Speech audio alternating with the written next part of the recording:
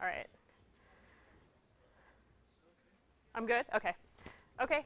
Hey, everybody. Thank you for coming to this lecture on AXP and licensure. I'm excited to talk to you about it. I'm just going to introduce myself for the benefit of the online students. My name is Samina Sitabkan. I'm the AAU licensing advisor for AXP, NCARB, and all things licensing. I teach in the 250 studio and ARH 498. I'm a licensed architect. I've been licensed since 2014, and I've been practicing architecture for about 15 years. Worked on all scales of projects, multifamily, schools, all kinds of affordable housing. I designed a house once for a lady with 66 cats. So I've done the range of projects as an architect, but I've only been licensed since 2014 because it took me about 9 years to get licensed. So I am here today to help you avoid that scenario and get started on the process while you're still in school. Okay. So I just want to, I know there's going to be stuff in this lecture that might get a little detailed and might get a little boring and drawn out, but I'm going to try and give you a basic understanding of the whole process. And I really see licensing for all of you guys as the culmination of your degree. The architecture degree is long and it's hard and it takes a lot of endurance, and so licensing is sort of, to me at least, it's the natural culmination. If you don't do that, it's kind of strange. And I just, while it is a complex process, it's gotten a lot simpler in the past few years, and NCARB has done a really good job of kind of streamlining it. So a few things to note for you guys, because we're in California. You can all start AXP, which is the experience portion of the licensing, while you're in school right now. So I'll tell you a little bit more about that later. And then for a lot of you who are foreign students, you can also earn experience and take tests abroad. So you can actually earn your license and still be living and practicing abroad with some caveats. So I'll explain that a little more about that later too. So why do architects need a license? The legal technical answer is that architects have a responsibility to protect the health, safety, and welfare of people who live and work in the buildings that you design.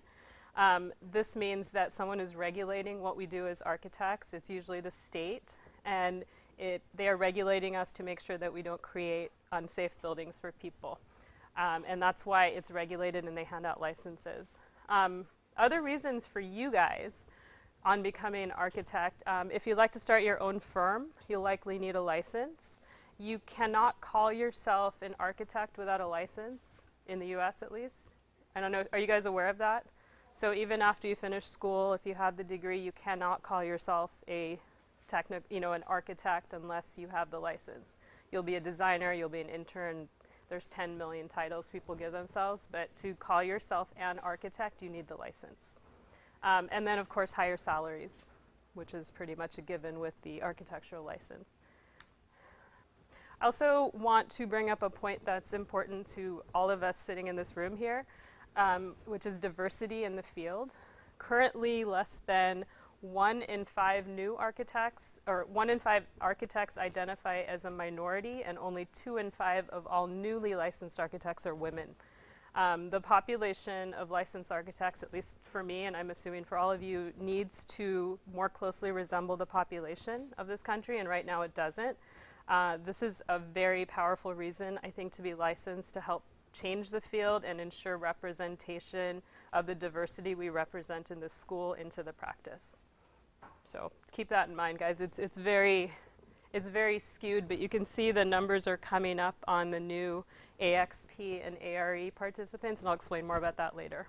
So it's coming up, but not everybody makes it through the process, so the numbers are still very skewed at the licensing level. Okay, so now we're going to dive into the process of licensing. The NCARB, which is the National Council of Architectural Registration Boards, is a national organization that regulates all licensing in the US and has these 3 components of licensure, which is education, experience, and examination. Education is basically, in most cases, you'll need to earn a professional degree, which is a B-Arch or an M-Arch from a NAB accredited institution. NAB is coming this week, so we qualify as that. I know. We qualify as that. Some states in Some states in the US have slightly different regulations, so there's some exceptions to this rule, and I'll go into that a little bit later about California and the 4-year degree. The second component is experience, called the AXP, the Architectural Experience Program, which used to be called IDP. I don't know if anyone remembers or cares, but it's a training program created for you to ensure that as a candidate you gain the knowledge and skills required for the independent practice of architecture. And then the third is examination, which all 54 jurisdictions of the US require for examination. So while the NCARB is overarching, regulating the whole testing and producing of architecture, licenses are given out at the state level. So they are not given out at a federal level. They're given out by the state which you choose to practice in. So for the moment, it would be California for all of you, unless you live somewhere else and you're planning to go home to another state. Okay, so wait a minute. So again, this is a great site to start on. I think I gave you the link in the handout. If not, you can email me. But it's basically ncarb.org/registration boards. So whatever state you want to get licensed in and practice, you should go to this chart and click on that state and then highlight it in blue on the left. It'll tell you what the specific requirements for your state are. So I'm going to kind of talk a little bit about California in this presentation, but if anyone wants to get registered in another state, please come see me or email me and I can give you more information about it. So let's go into a little more detail on the 3 parts of licensure. The first is education. California. So in California, one of the main differences is that you can have a 4-year degree, a BA, in lieu of the B-Arch or the M-Arch, but you need to do an additional 1.5 years of work experience on top of what the AXP asks for. Does everyone get that? This is not something that is reciprocated in all states. So there's very few states that offer this path to licensure. In California, you actually can do it without a degree, but you need 8 years of working experience plus the AXP, which is about 3 years. So you can do that. But you know, with a 4-year BA degree, you can still become licensed in California. This does not apply, again, to all states in the country. So if you're thinking of doing the 4-year degree program, check this stuff out before you make a decision and know what your options are, because some states will not let you get licensed with that degree. Is everyone pretty okay? And then, so that's all I'm going to say about the education right now. I'm going to move into experience, which is the most important part of this presentation for you, because the AXP lays out what types of experience you need to be a competent practicing architect and gives you a format to document it. When can you start submitting AXP hours in California? After high school. So after you submit proof to NCARB that you have a high school degree, which I know all of you do, you can start collecting hours towards AXP. And again, this is for California licensing. So that means all of you in this room right now can start submitting hours now. If you have an internship, if you're doing design competitions, if you're doing site visits at school, I'll give you a whole list of areas where you can start submitting, but all of you should be, can start submitting now. And a really quick thing I mentioned before, why is this important to start putting in hours now? You guys see what the average time it takes to earn a license is right now? 12.5 years. It took me 9 years, and it was a painful process that I don't want any of you guys to repeat. If you start early and you get your experience in now, you can earn hours while in school through summer internships. And in California, you can begin testing upon graduation. So in theory, with the AXP, which is about 2 to 3 years, you can earn your license in 3 years after graduation, if you're organized, instead of 12.5, which is a nightmare because, once you graduate, you're going to want to do other things and you're not going to want to be a slave to the tests and the hours. So please keep that in mind. It's very easy to get licensed a lot sooner if you know what you're doing.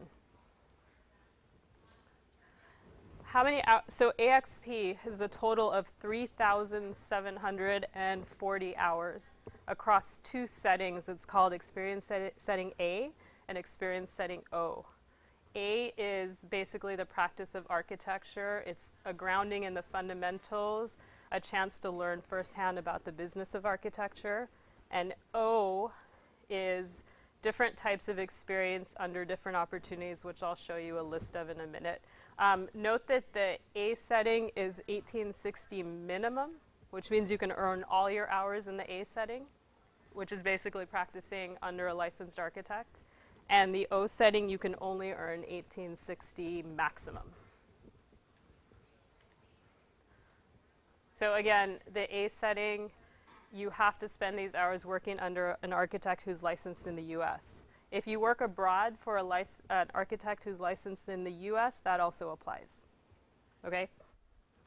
The O setting is right here. So if you work abroad for an architect who's licensed in the country you're in, but they're not licensed in the US, you can earn up to 1860 hours. So you can earn up to half of the hours you need working abroad for a licensed architect in that jurisdiction. But you still need to somehow work for a US licensed architect to gain that other half of the hours. You can also see that there's a ton of stuff you can gain in school. There's 300-ish hours on design, construction work, community-based design. You know, we do a lot of B-Lab stuff here. AIAS stuff qualifies for that. Design competitions, site visits, continuing education under AIA, construction work. So all of that qualifies, and there's caps on all those hours right here. So I feel like everyone in this room has probably done some of this and can probably start inputting hours on at least some of these activities, especially if you join AIAS. Where's the rep? So this is a little bit confusing, but these 3740 hours need to appear over these 6 different areas. And don't get too bogged down by this right now, but as you start inputting hours, you'll see which areas you need more work in, and you'll start to understand what each of these categories are. But they're all tasks that the NCARB deems necessary for licensing. Practice management, project management, programming and analysis, project planning, project development, and construction. So they kind of follow the phases of a project through the office, from schematic design through construction administration. And you just, the goal of this is to make sure that you put in time in all these categories, and that, you know, project development and documentation is the most important, which is basically your drawing set in the office. So the online app and the NCARB website will help you sort of regulate this, and once you dive in, you'll understand a little bit about this more, so don't freak out about this yet. Okay, this is really, really, really important. You have to be very diligent in reporting your hours to NCARB, because otherwise you lose 50% of the credit. So you need to, if you're working, you need to report hours every 6 months. And so you work 6 months, and within 2 months of that 6-month end date, you need to report the hours to NCARB. So within 2 months of completion of each 6-month reporting period. In other words, what that means, you can document experience that happened up to 8 months ago, okay? And anything beyond that, you only earn 50% credit on. So if you worked at a job a year and a half ago, you can only report 50% of the hours. If you're working now and you get it within an 8-month reporting period, you get 100% credit. So if you're, you know, this may not be as much of a big deal for stuff like AIS or competitions, but if you're working an internship or you're working a job under an architect, it's really important to get these hours logged in, because you're just missing opportunities if not. Supervisors and mentors, these are the people that sign your hours off. A supervisor is basically a licensed architect who's under setting A, who's going to sign most of those hours. The setting O person can be a supervisor or a mentor, so I fall into the mentor category. If you guys have any of those hours under O that has to do with AIS or competitions or things like that, I can help you sign off for them. And basically you go online, you enter the hours, and you just put in my name, and I'll get an email to sign off on them, and if I think it makes sense, I'll click, and you'll get the hours. On the NCARB's website, That thing called AXP guidelines with a big red box around it is where you'll find all this information. It's a handy little PDF that you guys can all download and read, and hopefully some of what I've just given you will make a little more sense. There's also an app. So you can, so they're trying to make it sort of so there's no excuses for reporting hours, right? So you can be dumping these hours in as you work. You can, every 6 months you just set a time for yourself to sit down and dump everything in and make sure someone signs off on it and it's done. So how do you get started on this? You basically go to ncarb.org and start a record. You can go on the website and start an account for free, so I'd recommend that everybody, if you don't have it, go on the site today and just create an account for yourself. When you're ready to log in hours and start the process, you'll have to start paying $100. You'll pay $100 to start an account, and then you'll pay $85 every year to renew it. Unfortunately, for a very long time until you're done with the process.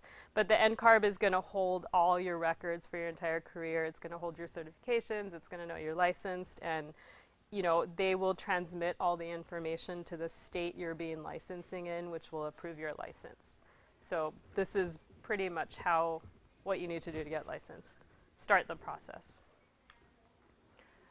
I'm going to talk really quickly about the exams, even though that's really something you guys don't have to think about until graduation. But lucky for you, there are only 6 divisions now. There was 9 when I tested, which, they've kind of combined some stuff, so it's technically really not that much better, because you can see some of these exams are 5 hours long. But, there's 6 exams. You sign up to take them. There's study material. There's tons of resources available, even on the NCARB website, that you can look through if you ever feel the need. But for the moment, I'd focus on your hours and AXP and hold on this for a little while. So that's it. NCARB is active on social media, and I can email you all this stuff, or you guys can go online and find it. But their website is actually very user-friendly. It's been redesigned recently. And there's a couple links that say, become an architect, and you can start there and read through everything. I included a couple links on the handout I gave you. And again, I can also email you guys this information if you need to call NCARB.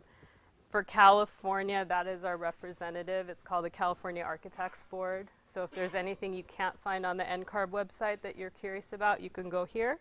And then there's me, and I can talk to you guys anytime. You can email me at aausamina@gmail.com. You can come see me. I'm around, and I'd be happy to talk to you and walk you through the website and help you find the information you need. So that's it. Questions? So I noticed it said 5 years. So does that mean that you have 5 years to log in all of your hours, or do you have like a limited amount of time to log all of your hours? For AXP? Which 5-year limit are you talking about? There on one of your slides, it said 5 years. Okay. Yeah, you can only report 50% credit for 5 years back. Oh, for 5 years. Yeah, so if you worked 7 years ago for an architect, which I doubt, you can't. Some of us may qualify for that. So there's some alternate means to get credit. There's something called a portfolio review that you do if you are in that situation where 10 years ago you worked for 5 years for an architect and you need to get that credit. So there are options, but yeah, it's 5 years for that 50%, and then it cuts you off. So that means, if you graduate, go out into the world and work, and they go, oh, I forgot to start an NCARB record, and you've been working for 5 years, that's going to cause you a problem for that first year. So you don't want to do that. But it shouldn't be something to... Yeah.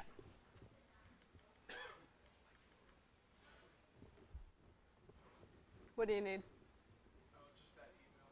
My email? Or the California? Okay. Okay. Any other questions? Rita? For the 4 years BA, 5 years. Oh, sorry, can you use the mic? Thank you. So for the 4 years BA and the 5 years BR, the difference is like 1.5 years of working I experience. believe so, yeah. Then is there like a reduction of time for MArch, the masters? No, the MArch is worth the same as, oh, if you get the MArch Yeah. after the BA, no, then you still, so the B-Arch and the M-Arch give you 5 years of credits, of work credits, right? And even the 3-year M-Arch or 2-year M-Arch will still give you that 5 years. But if you just do the BA, you only get 3.5 years. Don't ask me why it's not 4, right? And they're looking to get you to 5. So there's a year and a half that's deficient in there that you have to work in addition to the 3,740 hours. Did that answer it, or is it okay? It's a little confusing. I'm going to make one little comment about the decision. Some students think it's just a decision of having to work a few more hours instead of getting the 5-year program. I just want to also say that getting the BARC could potentially lead to more opportunities in the firms that you are hired. And so it isn't as simple as a math equation. It's if you're trying to decide between BA and BARC, continue to keep an open conversation with myself and Karen Song, and we can give you more feedback. Samina's presentation is really a kind of factual, what it means in California, what it means in the United States, but that decision shouldn't be based on just a mathematical decision. It's just one aspect of the decision. I think people weren't aware of that, so I just wanted to make it super clear that there's a very real implication to switching to the 4-year degree with your licensing process. Other questions? Yep. Oh, you want to get Luca a mic? Hang on for the mic. No, we're trying to record for online, sorry. Okay, so if you work for an architect abroad who's licensed in that country, does it go under setting A or setting O? An architect abroad who's licensed in the country that you're in, it goes under setting O. And you can only earn half of the credits, which is 1,860 hours under that. So you still, But if you worked abroad for an architect licensed in the US, you could get the full credit. Thank you. Yeah. Yes. Oh, here it comes. So you basically just get licensed once. You don't need, once you get a California license, to go in another country or state to get a license there as well. You do. You do? Yeah, so you get licensed in California. If you want to be licensed in another state, you have to go through this thing called reciprocation. You can get a certificate from NCARB that helps that process, but ultimately you're responsible for fulfilling the requirements of that state. How about another country, or in Europe or Asia? Or I think NCARB regulates Canada and the UK. That kind of falls within reciprocity, but no other countries are regulated. So I don't think NCARB necessarily regulates, but they have a strong reciprocity. they reciprocate to the UK and Canada, yeah. I think it's really important for any student here to understand that our responsibility is not, we don't have an ability to give you all of the international expectations for licensure in your country.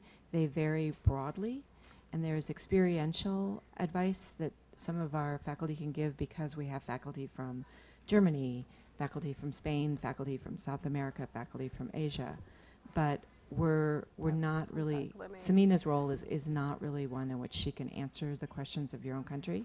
Having said that, most of the countries are raising the bar, and they know what a BARC is. They know that it's nationally and internationally recognized because it's accredited and reviewed by a third party very specifically. But you are responsible for going back to your own country and looking at what those regulations are and how they're evolving, because ours are. Yeah. So I encourage you to do that. This is really a presentation about California and United States licensure. But it's my understanding that the licensing process in the U.S. is one of the most rigorous, especially California. So in my opinion, at least, there's value to have that U.S. license when you go practice abroad. But again, you have to check with the country you're talking about and see what the regulations are there. But as far as I think it's an asset to have that license wherever you practice. because as you can see, there's a very rigorous process to vetting people and making sure they know what they need to know before practice. Do you want to? I don't know what that is.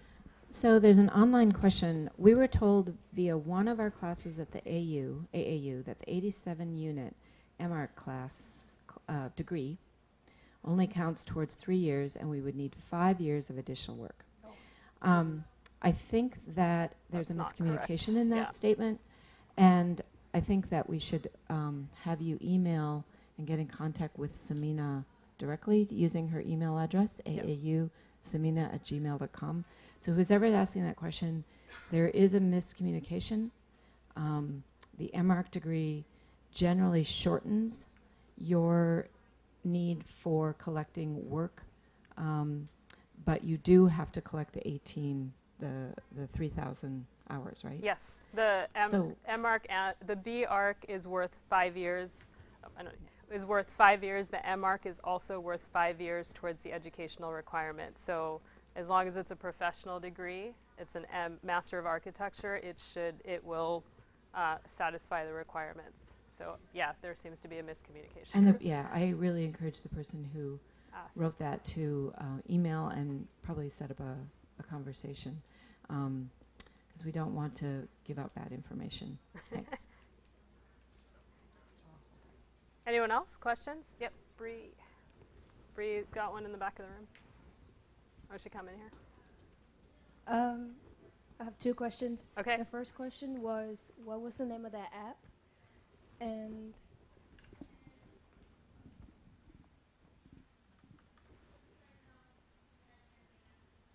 My AXP. okay. And my second question is, when you were talking about the hours, we need working experience and the community, not community, but like the, Nonprofit or Yeah. community design, yes. so what's that breakdown, like a year of that? And It's in hours. Let me find this again.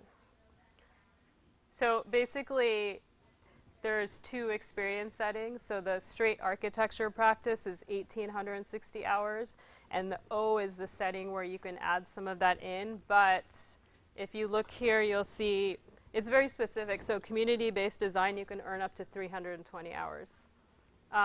3740 hours, I believe, is probably about 2 to 3 years of experience, just because it's hard to hit all the categories. But that's just a guess.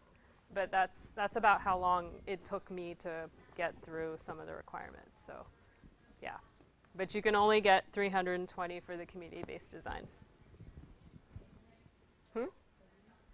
Maximum. I don't think it will let you input hours in this category more than that. Yeah. I have a question regarding, Oh, hi Manu. Can hear you. so let's say if we had community-based design center and we passed the 320 hours and we have more, can we try to fit into other categories? Let's say if may qualify. We can talk about that. Okay. So, we can talk about how to work with that if you have a lot of hours on those things. I don't know the exact answer, and it would be case by case, but we can certainly look, and I can dive into that question a little deeper for you. But at least go and hit your 320 hours, and then we'll go from there. I'll add that any of these really is going to depend on the exact circumstance. So if you're working for a registered architect while you're doing something, for instance, in an office doing a design competition, for instance, you might be able to also apply it to something else, but it really is dependent on the exact situation. I think this is a guideline because, say, for instance, typically in design competitions, what they're trying to do is they're trying to say that design competitions matter and that often you are doing them by yourself and you're not necessarily working in an office under a licensed professional. So, but if you're working on a design competition under a licensed professional and it meets other requirements, there's an example where you might be able to apply it. But often these situations are, and I'm reviewing them now, often these situations fall outside of work that you would do with a licensed architect, particularly for students and interns. So they're trying to make some leeway for you, trying to give you some of those opportunities. So I think what's really important, if I were you, is to go onto the website and look at what falls under the 1,800 hours and look at the categories. And you, as you go forward in the program, you'll recognize, oh, we addressed that in the 3rd and the 4th year of school, and then we're held responsible for that in our internship to get experience, and then we're tested on it in the ARE. So you're going to see that that emphasis that Samina mentioned about health and safety becomes very, very important, and professional expertise across a wide range of things. And that's where their focus is, and that's why some of these things are held to a maximum, to make sure that the items that they really want to see people get experience in that you can't have in school. We can't provide you that experience. You have to have it in an office. That's the real heart of this, is that when you move to the office setting, you're getting experience that we don't try to provide in school. We try to prepare you for it, but we don't pretend that we're going to give it to you. Other questions? Anyone? Everyone's ready to go? So again, I encourage all of you to go onto NCARB's website. If you don't have an account, create an account. It's free, and have a look around. Once you create an account, you can have access into some parts of the site that you can't normally. So do that today. It's free. Start looking around. Download the AXP guidelines. And when you reach a moment where you're ready to put some hours in, go ahead and create that, create the record and pay the $100 and start there. And I'm available anytime by email, and if you email me, we can arrange a time to meet too. So if you'd like to be walked through the process or just learn more, I'm totally open to it. Okay? Oh, Juliana. Juliana has a. If anyone needs this sheet, come up. away, Thank you.